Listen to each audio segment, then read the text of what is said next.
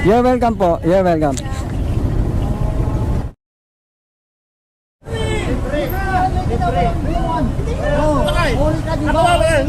Walang mabayaran. Yes, yes ma'am. Ore ka ma'am, ore. Center Square. Libre ma'am, wala kang mabayaran. Ma'am, dito sa may kanto ng 30th at saka 5th.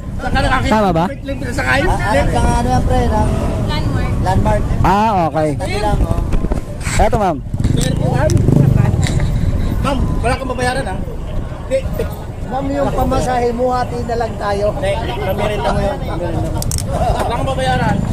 Kapotin yan. Ibigay ang karapatan. Okay ka na ma'am? Ha? Okay ka na? Ibigay ang karapatan. Anong oras pasok mo ma'am? 10:30. Abot yan. Magkano binabayad nyo hanggang doon? Po. Ngayon ma'am, wala kayong babayaran. First time niyo lang po dyan sa Paradahan dyan. Ay hindi. Matagal na ako dyan. Last year pa. Bakit ngayon mo lang ako na-tsempuhan dyan? Naghahatid kasi ako dyan ng mga papasok na sa trabaho. Lalo na yung mga late na. Nahatid ko na libre. Ano yan kuya? Nag-vlog ka? Or ano? Oo ma'am, nagbablog ako. Yung kasi yung vlog ko, nagre-rescue ako ng mga pasahero, mga papasok na sa trabaho. Ay, ganun. Yan ang dahilan kaya pinagkakaguluhan kanila. Libre, wala kang mabayaran. Kaya sila nagkakagulo doon, pinagkakaguluhan kanila. Araw-araw po kasi ako doon eh. Nagulat ako nung sinabing libre. Hindi ako maniwala. Hindi ka naniniwala? Kasi lagi kang sinisingil. Opo, doon po. Yung iba po kasi doon, kababayan ko po, Ilocano din ho. Ilocano. Kaya mga ka-vibes mo na. Opo, kakilala ko yung ibang po. Kasi madalas ko po sila nasasakyan. Kaya pala malayo ka pa lang eh. Kumakaway na sila eh. O tinatawag ka na, nakita mo kanina, pinagkakagulo ang mga yon. Akala ko naman kung sino yung dumating eh. Hindi po. Buong araw kang ganito kuya? Ay, hindi ma'am, pagka rush hour lang. Apo. Kasi pagka rush hour, mga nagmamadali na yung mga tao. Kasi malilate na eh. Apo. Ayun lang. Tapos pagkatapos na yung rush hour, uuwi na ako. Ay.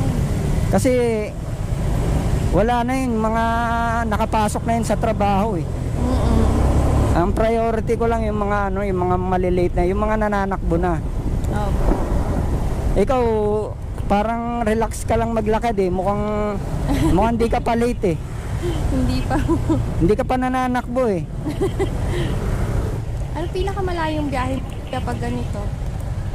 Pag ganito, iba-iba ma'am eh. Minsan Ayala, Makati. Minsan Ortigas Center, Pasig. Kadalasan mga business district. Kasi yun yung yun yung maraming papasok. Opo. Tulong na rin sa mga ibang pasahero. Oo ma'am. Kaya ito yung napili ko na vlog kasi may may silbi sa kapwa. Kasi di ko kaya mag-prank eh. Baka makaperwisyo lang ako eh. Imbis na makatulong eh. Totoo po. Alam ba, sabihin ko sa'yo, ma'am, prank lang yung libreng sakay. Matutuwa ka ba? Okay lang. Dire-diretso na lang naman eh. Apa. Doon po lang na po, building po. Okay. Po noon. Dito ka ba, ma'am? Opo, kuya. Dito maman eh. Apo.